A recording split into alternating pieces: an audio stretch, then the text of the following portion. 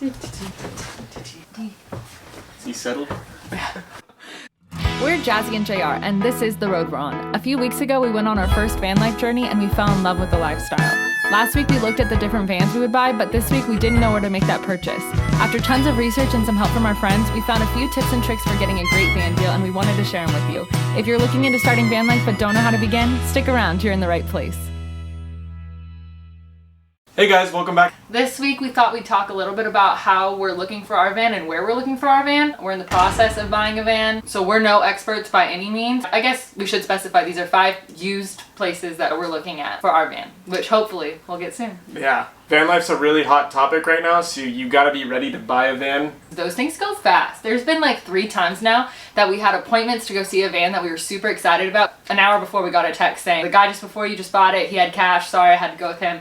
So they go really fast. My first piece of advice would be to jump on them, have the money ready. You gotta be ready with cash to buy a van or with your financing in place. So that you know exactly what your budget is, because they're not gonna wait for you. There's someone out there that's gonna buy that van. It's definitely a hot market. You just have to know where to look and what to look for. So that's what we're gonna talk about today. First one we're gonna talk about is OfferUp. So the first pro of OfferUp that I really like is it's very safe compared to other platforms. It has verified users and it has a star system. So let's say you find a van and the person selling it has no reviews. This is the first thing they're selling. You kind of know that they might be a little bit sketch, so you might not want to go at it alone. OfferUp gives you an easy way to look at a reputation. Definitely.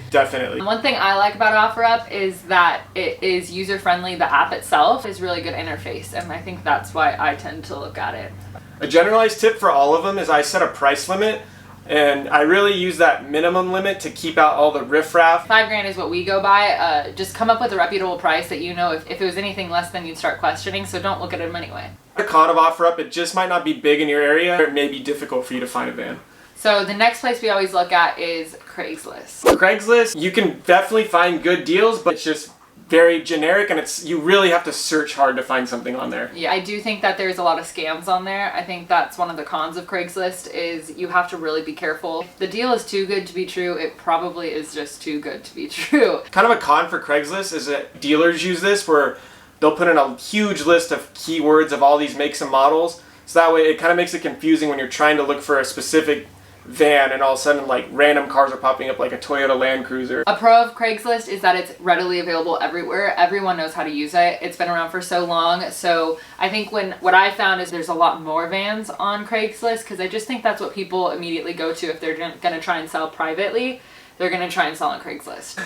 So a third place we look at, or I think I look at more than he does, is Facebook Marketplace. It's a little bit more local, which I like. Sometimes you actually find people selling stuff that you kind of have mutual friends with, and you can see that on Facebook. So I think that's pretty cool. It makes me feel safer. I haven't bought a car on Facebook Marketplace, so I don't know how that works when it comes to scams and stuff. So keep that in mind. A fourth place we look at is dealers and auctions in specific. Well, we found a local dealer that has an auction license that's willing to work with us. Or post on your Facebook and let everyone know that you're looking for a vehicle and you need someone with an auction license. More often than not, they're going to be able to help you out and they're going to want to help you out. You can give someone the exact van you're looking for and how much you're willing to spend and what's your budget, and then they'll watch online for auction vehicles. This is a little bit tricky though because you don't get to technically drive the vehicle before, so it's very risky.